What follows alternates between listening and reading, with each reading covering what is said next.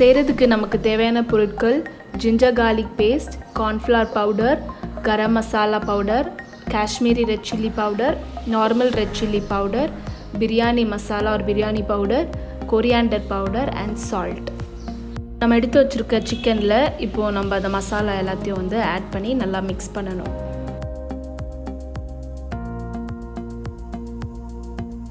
மசாலா போட்டு நல்லா மிக்ஸ் பண்ணி எடுத்து வச்சுக்கிட்ட சிக்கனில் நம்ம ஹாஃப் லெமன் ஜூஸ் போட்டு இன்னும் நல்லா மிக்ஸ் பண்ணி ஒரு ஹாஃப் அன் ஹவருக்கு நல்லா இந்த சிக்கனை மேரினேட் பண்ணணும். மேரினேட் பண்ணால் தான் அதோட ஃப்ளேவர் நல்லாயிருக்கும் நம்ம ஃப்ரை பண்ணி சாப்பிடும்போது.